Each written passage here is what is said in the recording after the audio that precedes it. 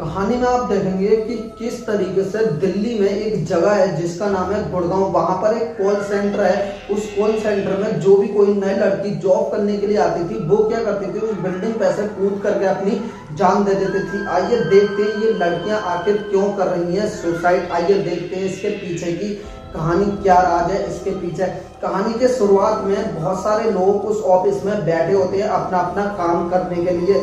उसी दौरान एक लड़की के पास अजीबोगरीब कॉल आती है। उस कॉल में वो लड़की उससे कह रही होती है, यानी दूसरी लड़की कह रही होती है कि तुम्हें मरना होगा, और बहुत सारी बातें ऐसी कहती है जिससे कि वो अट्रैक्ट हो जाए सुसाइड करने की। और उसके बाद वो क्या करती है, वो जाती है खिड़की की ओर। वो खिड़की का दर यानी कि जो खिड़की होती है झालर वाली, उस झालर को हटाती है और वहां पर खड़ी हो जाती है। उसके बाद तेज हवाएं चलने लग जाती हैं, तूफान आ जाता है, पेपर उड़ने लग जाते हैं।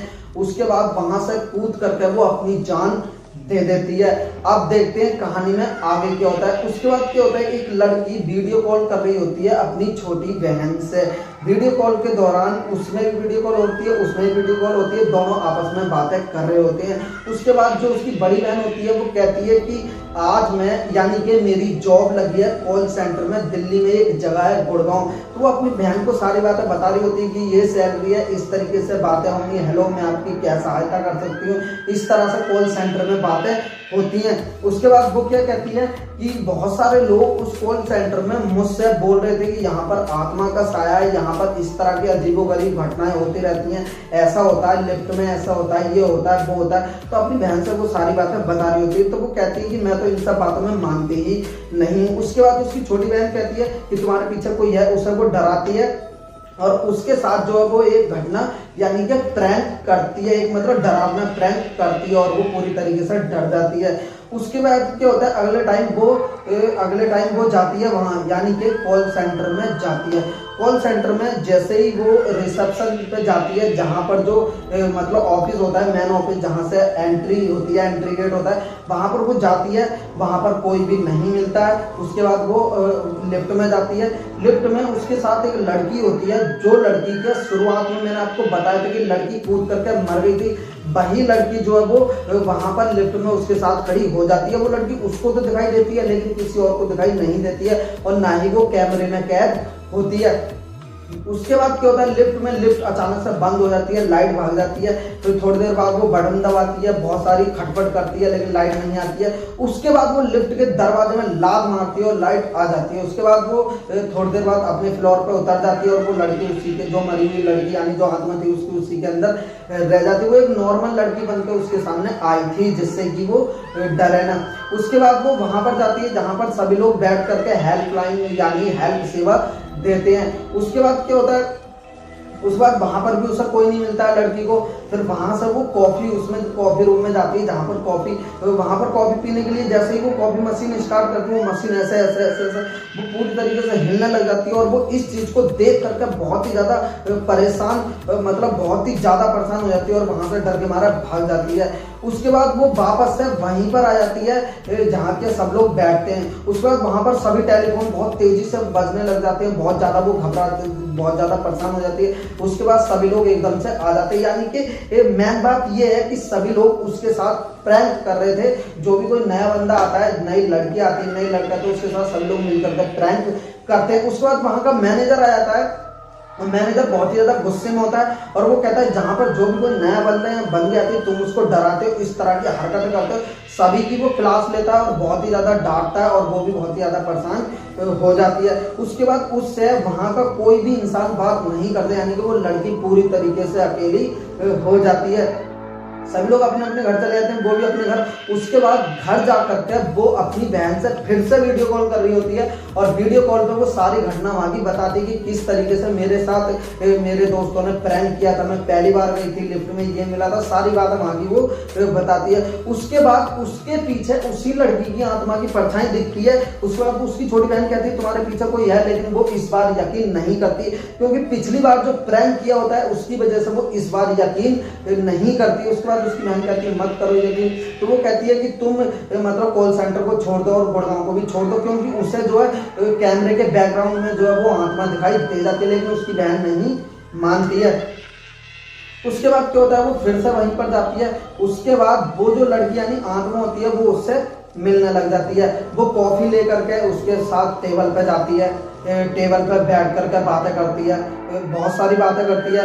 कभी इधर जाके बातें करती है, कभी चलते हुए बातें करती है, कभी मतलब बहुत सारी बातें उन लोगों के बीच में होने लग जाती है। उसके बाद गार्ड देखता है, ऐसे करके घूर के गार्ड देखता है वो किससे बातें कर रही है, क्योंकि एक कैमरे में तो वो आत्मा रिकॉर्ड होती नहीं है, किससे बातें कर रही है। तो मतलब एकदम से बहुत बैठ जाती है, फिर एकदम से जो है मतलब उसको गार्ड को वो भूतनी जो है वो डरा देती है। उसके बाद जब वो बैठ कर उसके साथ कॉफी पी रही होती है, तभी जो उसके दोस्त होते हैं यानी कि जो कॉल सेंटर में बाकी के लोग काम करने वाले होते हैं, वो उसको बातें करते हुए देखते हैं और वो उससे कहते हैं तुम अकेली किससे बातें कर रही हो, कैसे बड़बड़ा रही हो, अपने आप से ही बातें कर रही हो।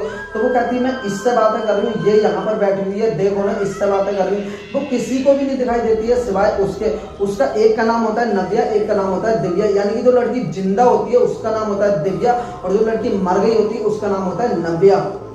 उससे बातें कर रही होती है। फिर इस चीज को लेकर के सारे लोग मिल करके चले जाते हैं मैन मैनेजर के पास, यानी कि जो लेडीज होती है वो मैन मैनेजर होती है उसके पास जाकर के शिकायत करते हैं कि ये पता नहीं किससे बड़बड़, उसकी भलाई के लिए ही करते हैं। फिर जो लड़की होती है यानी कि जो दिव्या होती है वो बुरा मान जाती है कि मैम आप भी इन लोगों के साथ मिलकर के मेरी मजाक बना रहे हो, वो लड़की मुझसे रोज मिलती है, रोज बातें करती है, वो भूत नहीं है, ऐसा वैसा, ऐसा कैसे हो सकता है। तब वो कहती है कि क्या नाम बताया तुमने, नव्या। नव्या तो 1 साल पहले मर चुकी, यानी कि 1 साल पहले। क्या मैम आप भी इन लोगों के साथ मिलकर मेरा मजाक उड़ा, ऐसा कहती है वो। कहती नहीं ये बात सच है। उसके बाद वो इस बात की छानबीन करने लग जाती है। उसके बाद वो उस लड़की यानी नव्या के ऑफिस में जाती है।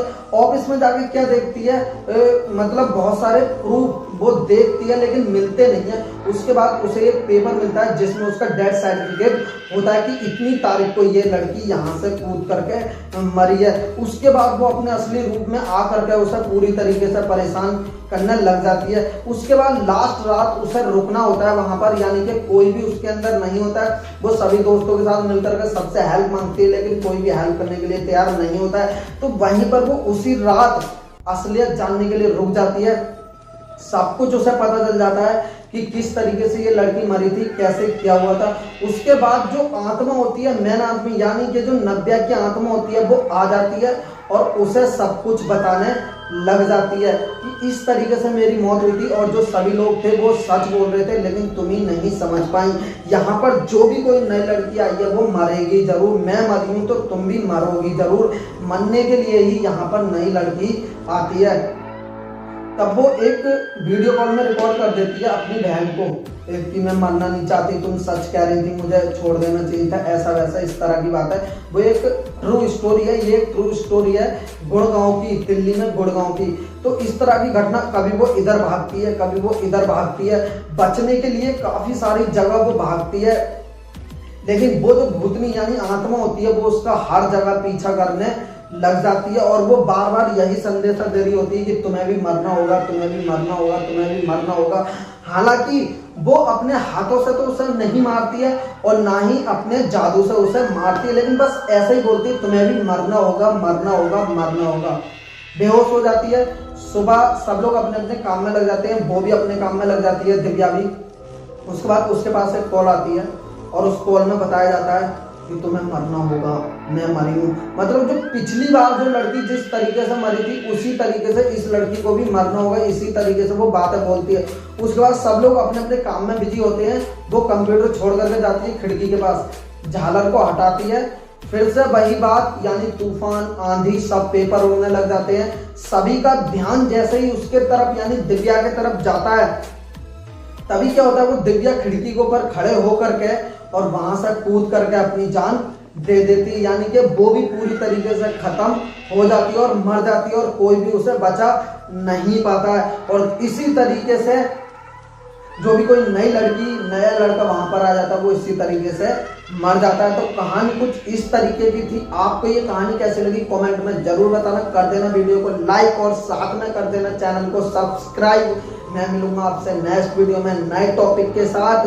तब तक के लिए कहूंगा आपसे जय हिंद, जय भारत।